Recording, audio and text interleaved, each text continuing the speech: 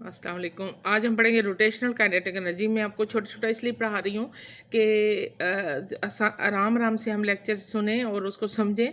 और क्योंकि वीडियो पे जो है वो समझना बच्चों के लिए, या तो आप वीडियो पे जूम पे हम आएँ, एक दूसरे से हम समझें, जिस तरह हम क्लास में लेक्चर होता है तो यहाँ पर जो है वो आप अच्छे तरीके से समझ लें। जो चीज़ नहीं आती वो आप लेक्चर में मुझे बता दें कि ये हमें समझ नहीं आई, तो वो फिर मैं आपको दोबारा रोटेट करो। अब हमारे पास एक डिस्क है और एक हुप है।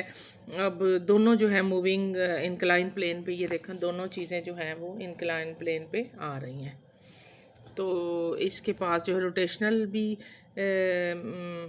मोशन है और ट्रांसलेशन भी मोशन है, क्योंकि नीचे की तरफ आ रहा है और ये अपने सर्कल में भी मूव कर रहा है। If there is no friction the total kinetic energy जो है वो कौन सी इसकी होगी, ट्रांसलेशनल एनर्जी भी होगी और रोटेशनल एनर्जी भी होगी। लीनियर मोमेंट, ट्रांसलेशनल का मतलब है कि ऊपर से नीचे ये डिस्टेंस तय कर रहा है, और दूसरा जो है वो रोटेट भी ये कर रहा है क्योंकि ये सर्कुलर में है। तो हम सबसे पहले जो है डिस्क के लिए करेंगे काइनेटिक एनर्जी और ट्रांसलेशनल और रोटेशनल। रोटेशनल आई ओमेगा स्क्वायर होगी और हम आई की जगह वैल्यू लगाएंगे। रोटेशनल हमारे पास आ जाएगी 1/4 mv स्क्वायर, और पोटेंशियल एनर्जी हमारे पास है 1/4 mv square plus half mv square. तो आपके पास ये mgh, क्योंकि ये बुलंद ये है, यहाँ पर पोटेंशियल एनर्जी भी है और काइनेटिक एनर्जी भी है। यहाँ पर mgh भी, this is the final velocity of the hoop reaching the lower inclined plane. It shows the velocity of the disk will be greater than hoop reaching the bottom. ठीक है, ये देखें दोनों का अलग-अलग उन्होंने दिया हुआ है। रोटेशनल हमने इसका उसका आई जो था वो 1/2 हम स्क्वायर था, और जो हुप है उसका mr स्क्वायर है। उसी तरह हमने इसकी पोटेंशियल एनर्जी v निकाली। हमने देखा कि final velocity of the hoop on reaching the lower end of the incline plane, it shows that velocities of the disc, ये डिस्क है, इसकी वेलोसिटी जो है ज़मीन पे पहुंचते हुए ज़्यादा होगी और हुप की वेलोसिटी कम होगी। ठीक है, अब एक छोटा सा टॉपिक है artificial satellite. Satellites are the objects, वो होते हैं जो कि ज़मीन के गिर्द घूमते हैं, और इनको रॉकेट के ज़रिए हम उसमें ज़मीन के ऑर्बिट में हम डालते हैं। They are put into orbit by rockets and are held in orbits by gravitation. और इस पर कौन सी फोर्स होती है, ग्रेविटेशनल फोर्स होती है, ज़मीन की फोर्स होती है जो इनके ज़मीन के गिर्द जो ऑर्बिट में उनको डाला जाता है। Satellites close to the earth, जो सैटेलाइट ज़मीन के बिल्कुल करीब होते हैं उनकी एक्सेलरेशन 9.8 होती है।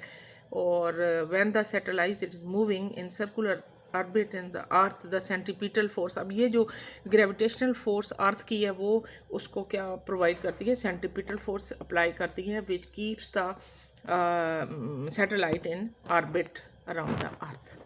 तो आप जो है ए जी के बराबर हम जो है ये हमने कैलकुलेट किया है।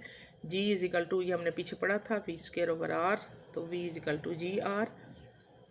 यहाँ पर वी की वैल्यू लगी, और हमारे पास जो है minimum velocity required to put, हमारे पास अब कितनी वेलोसिटी चाहिए ऑर्बिट को, सैटेलाइट को ऑर्बिट में मूव करने के लिए, और वो वेलोसिटी कौन सी है, critical velocity, which is equal to 7.9 kilometre पर सेकेंड। ये कौन सी वेलोसिटी, क्रिटिकल वेलोसिटी है।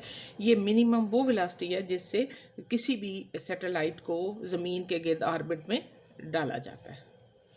और time taken to complete revolution जो है वो हमारे पास है 2π/r/v।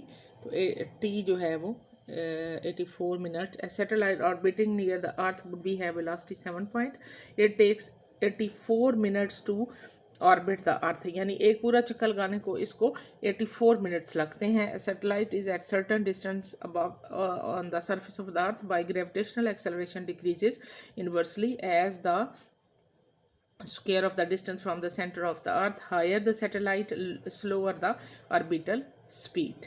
Longer will be time interval to complete one revolution around the earth.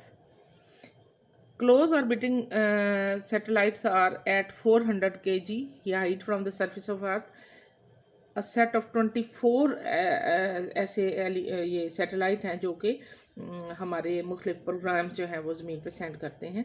Satellite is not falling towards the earth, but it is continuously move around the earth, and in circular orbit speed keeps the distance of satellite from the earth. ठीक है.